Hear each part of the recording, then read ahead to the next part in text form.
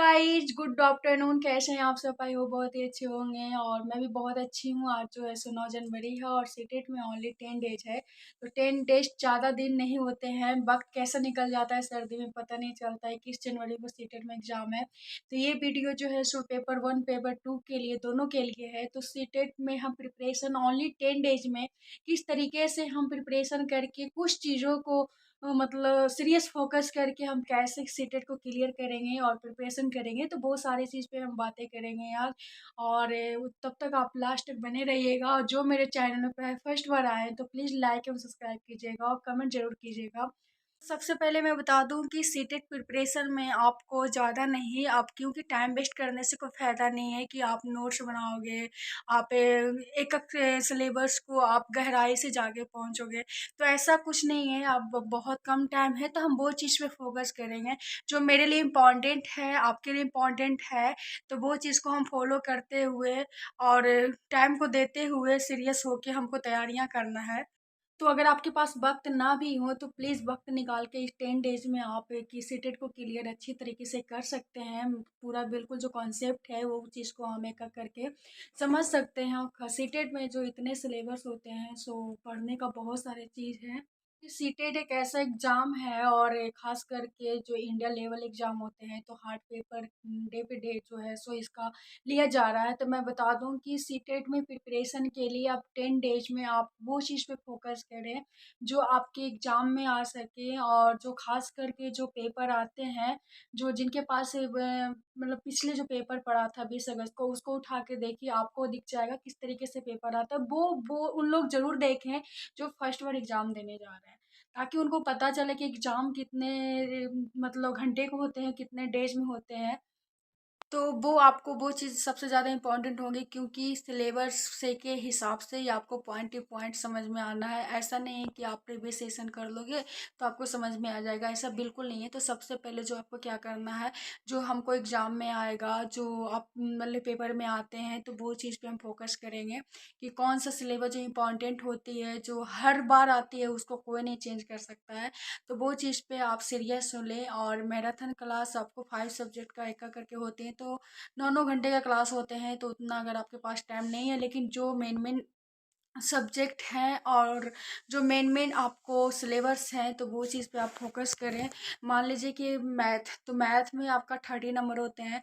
सबसे पहले मैं बात करूँ तो आपको पेडालॉजी, आपको अगर कॉन्सेप्ट समझ जाओगे, सब एक ही रहता है, क्योंकि पैटर्न सिलेबस सीटेट में बिल्कुल चेंज नहीं होती, उसी के आधार पे आती है। तो आपको जो कैलकुलेटर वाला है तो उसमें टाइम वेस्ट आप 10 दिन में बिल्कुल ना करें, क्योंकि वो आपको वहाँ पे भी सबसे पीछे बनाना है। सीटेट एग्जाम में अगर आप बैठोगे तो यानी कि सबसे पहले आप टाइम मतलब मैथ सॉल्व करने में लग जाओगे, ऐसा बिल्कुल नहीं है। अगर आप सबसे पहले मैथ को सॉल्व करने लगेंगे तो आपको 2.5 घंटे जो टाइम मिलते हैं, आपको 1 घंटा उसी में चल जाएगा। तो आपको समझ सकते हैं कितने 150 क्वेश्चन होते हैं, तो सारे को आपको एक एक करके सॉल्व करना होता है। तो वो आप इन दिनों में अगर आप सारे चीज़ वो मतलब वो चीज़ को करें जो सारे पहले से पढ़ चुके हैं, अच्छे से प्रिपरेशन कर चुके हैं, तो उनके लिए सही है। लेकिन अगर आप बिल्कुल तैयारियां नहीं किए हैं और वो चीज़ पे फोकस करेंगे तो आपको जो मेन जो सिलेबस होते हैं, मेन जो आपका क्वेश्चन वाले एग्जाम आते हैं, तो वो चीज़ आपको छूट जाएगा कॉन्सेप्ट। तो सबसे पहले आप इम्पोर्टेंस खास करके जिन जिन चीज़ों से आपका क्वेश्चन आते हैं हमेशा वो चीज़ पे ध्यान दें। जैसे आपका मैं बता दूं कुछ चीज़ों, मैं हिंट दे दूं कि आपका ग्रुप डेवलपमेंट से एग्जाम में क्वेश्चन हमेशा आते हैं, ये आपको कोई नहीं हटा सकता है। चाहे सीडीपी हो, चाहे ईवीएस हो, चाहे आपका मैथ पेडालॉजी हो, चाहे हिंदी हो, चाहे इंग्लिश हो, इसमें आपका आना ही आना है। इसमें आपका उसके बाद प्याजे स्टेज में जो आपका होते हैं उससे आपका क्वेश्चन आएगा, इससे भी आपको कोई नहीं हटा सकता है। तो कुछ चीज़ों आपका समावेशी अधिगम, ये चीज़ ऐसे ऐसे होते हैं जो आपको बिल्कुल जो कोई नहीं हटा सकते। तो ये चीज़ पे आप फोकस करें, टाइम वेस्ट करने की ज़रूरत नहीं है क्योंकि बहुत कम टाइम है। तो आपको जब सीडीपी का सारे कॉन्सेप्ट एक एक करके क्लियर कर लेंगे तो आपको सारे सब्जेक्ट में आपको हेल्प मिल जाएगी, ठीक है। रही बात कि आपको 30 हो जाएंगे सीडीपी में, और रही बात आपको ईवीएस में, तो ईवीएस में आपको उसमें एनसीईआरटी आते हैं। तो एनसीईआरटी तो आपको पढ़ना ही पढ़ना है। वो एक ऐसे मतलब लेवल होते हैं उसका, और इस तरीके से वो सब्जेक्ट है, उसमें आपको कहीं से कुछ हेल्प नहीं मिलने वाला है, तो वो आपको खुद प्रिपरेशन करना होगा।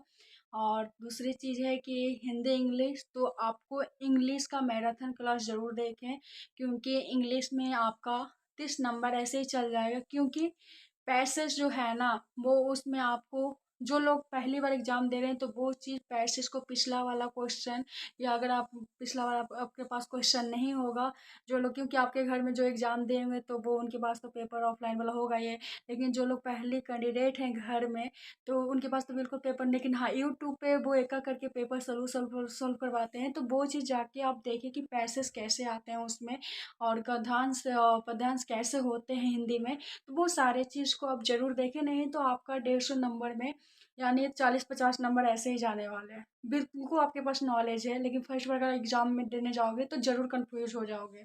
चीज़ को आपको बिल्कुल क्लियर करना है, खास करके जो फर्स्ट बार एग्ज़ाम देने जा रहे हैं, जो लोग पहले से दिए हैं तो उनको तो पता ही है। तो ये सारे चीज़ जो आपको 10 दिन में आपको बिल्कुल करना है, नहीं तो बहुत कम टाइम है, टाइम ऐसे निकल जाएगा, पता भी नहीं चलेगा। और इतना मतलब समय छोटा करता है सर्दी के टाइम में, वो सभी को पता है।